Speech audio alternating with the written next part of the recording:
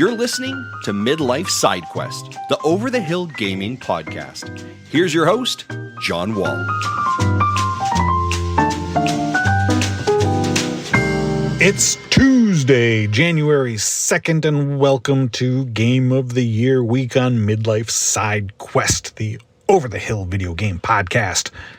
My name is John Wall, and every day this week I am counting down my top 10 games of 2023, as well as highlighting some of the other great things that brought me joy this year. And I am very happy to have you here today because on this episode, we're continuing the countdown with my picks for number 8 and number 7. And to make sure that you never miss an episode, you can subscribe to the show, which is available on all major platforms, including Apple Podcasts, Spotify, and YouTube. And I would greatly appreciate it if you left a review while you're there because it really helps to get the word out about the show. Also, if you'd like to chat about today's episode or just talk games, you can find me on Threads and Facebook by searching for Midlife Side Quest. Every day this week, I'm opening the episode by sending out some more positive vibes. And all this week, those positive vibes are going to be going out to one of my favorite developers of 2023. Developers who came together and created something awesome and entertaining for us, and I want to take this time to thank them for all that they do. And this week's positive vibes are going out to Dim Frost Studio. Now, I hadn't heard of Dim Frost before this year. Previously, they had just released one smaller VR game back in 2017 called A Writer and His Daughter. But this year, they got my attention for a great little game called Bramble the Mountain King.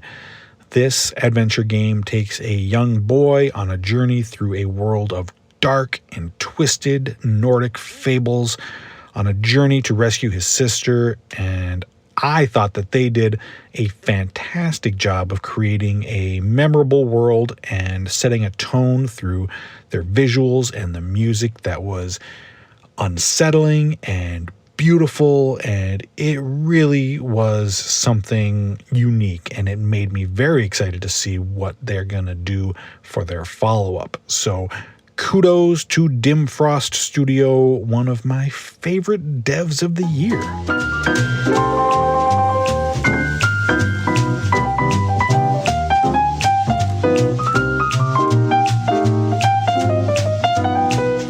All right, so yesterday we kicked off the week with the start of my top 10 favorite games of 2023, which were Final Fantasy XVI at the number 10 spot and Coral Island at number 9.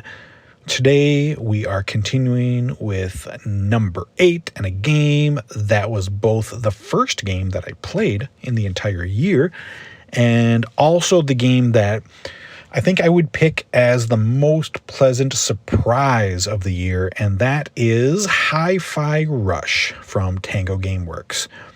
Both announced and shadow dropped that same day during Xbox's Developer Direct in January. This game came out of nowhere and absolutely blew everybody away. Not only because you rarely see surprise game releases from big first-party studios like this, but also because this was a huge stylistic departure from Tango, who is known for games like The Evil Within and Ghostwire Tokyo. Hi-Fi Rush is a rhythm-based action game that tells the story of Chai, a lovable dingbat with dreams of being a rock star. Chai goes to Vandelay Technologies to take part in their test program for cybernetic limb replacement, but an accident happens and his beloved MP3 player ends up being embedded into his chest, giving him the unique ability to feel the rhythm and beat of the world around him.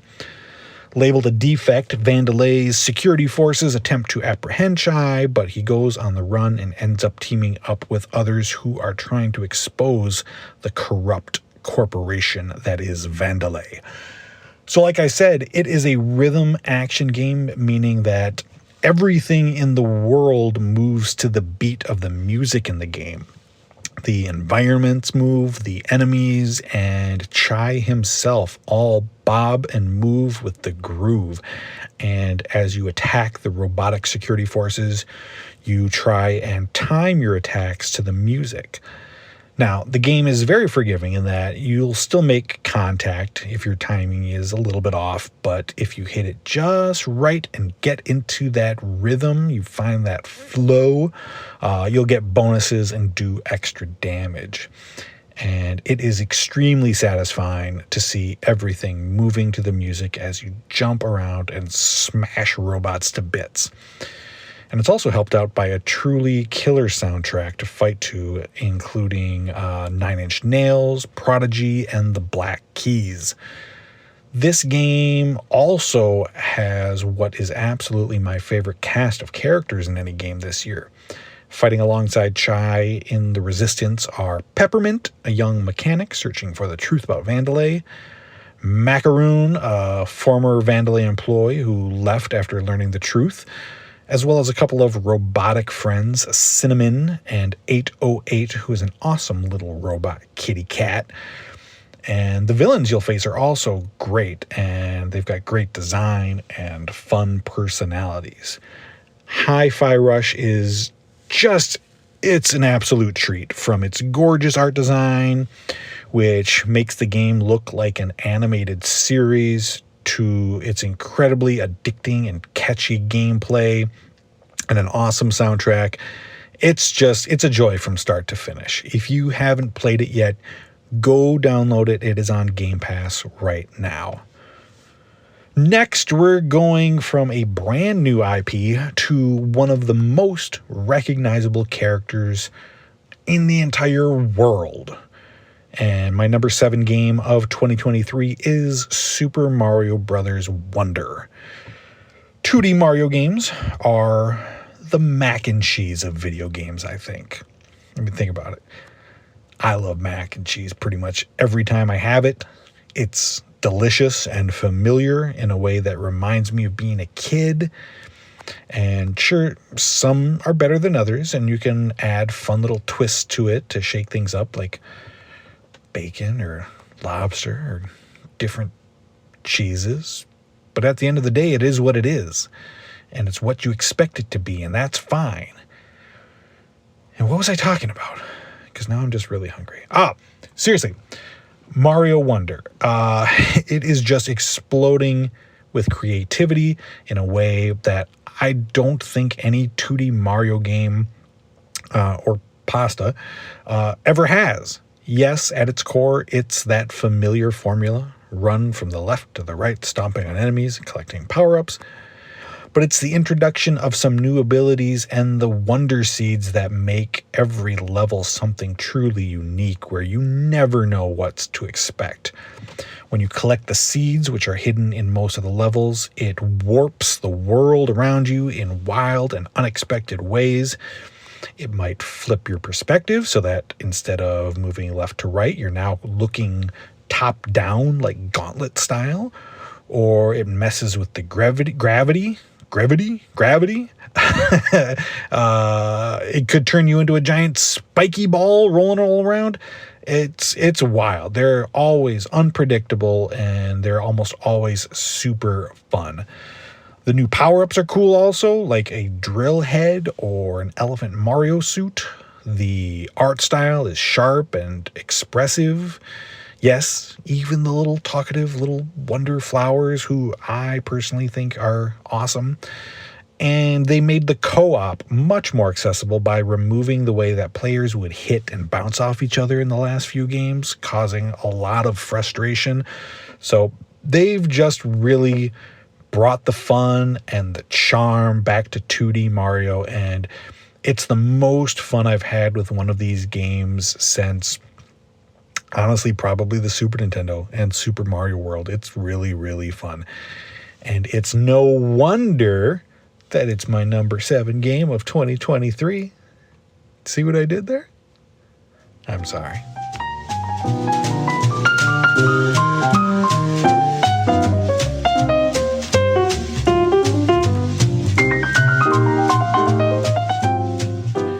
Each episode this week, I'm going to end the show by talking about some of my favorite things of 2023 other than video games. And this week, I want to talk about something that maybe is a little bit outside of what I would normally talk about on this show. A lot of podcasts will talk about pop culture and comics and movies and all that stuff. But if you know me or you follow me on Threads, you know how excited I get about food. And I want to talk about my favorite new restaurant of 2023. If there's anything in life that I am as passionate about as I am about video games, it's food. You've probably heard the expression that some people eat to live while others live to eat. Well, I am in the latter camp for sure. And my physique proves that. I love cooking at home, and I love going out to eat to new places. And my favorite new restaurant that I went to this year is Porzana, an Argentinian steakhouse in the North Loop of Minneapolis. Now, there are meals that you enjoy. There are meals that you love. And then there are meals that you have a primal, emotional response to. And you tell every one of your friends about this place until they have to go too, because you want everyone to experience it. And that was Porzana for me. I had the Tapo de Vacchio, which is one of their prime Argentinian cuts, and it was one of the best pieces of beef I have had in my life. Beautifully seared on the outside, pink and juicy in the middle, and a great chimichurri sauce to go with it. It was incredible, and I was so sad when it was all gone. And then there were the potatoes.